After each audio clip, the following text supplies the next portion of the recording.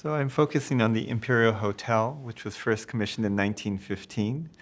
It went through a whole design process in Taliesin and then built on site, completed around 1922-23, just when the September 1st, 1923 earthquake hit in Tokyo. Famously surviving that and having a 45-year existence being before and after World War II, but then demolished in 1967 in November, just before the 1970 Osaka Expo and the rise of high-rise buildings.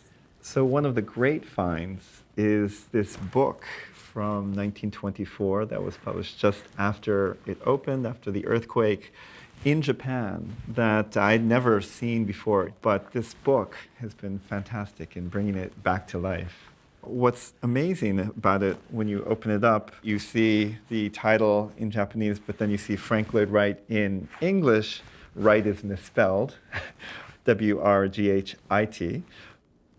As you flip through the pages, you see the plans, which are actually very different from what was first designed in Taliesin, and then you get a whole glimpse of the hotel from the street, the rooms, and in the detailed plan it shows you actually with hand notations that I believe were Wright's, where the photographs were taken. Also with the photographs, as we think about this notion of reframing, we can literally see that through photographs that are cropped, framed to be very vertical, very horizontal, and show the particular vision of Frank Lloyd Wright. And one in particular that I was very inspired by is one looking from the inside to the garden covered with snow.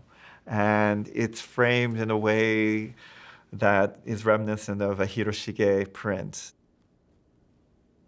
That says the jewel of the Orient, and talks about it being a blending of both East and West, or actually that it is neither of the East nor of the West, but that perfect blending. And so how that works, this is also part of the reframing, that it's not simply one or the other. We see it in that dynamic process and all the ideas that shaped it, but then also as it is brought to life for the guests who go there. Neither East nor West becomes very important, I think, in understanding the greatness of the Wright design and not putting him into a category, but really understanding this international experience that you would have had at the hotel. This incredible experience of entering into a world shaped by these materials, the Oya stone, a whole world of furniture, china, rugs that are ordered and composed, but in a very dynamic way.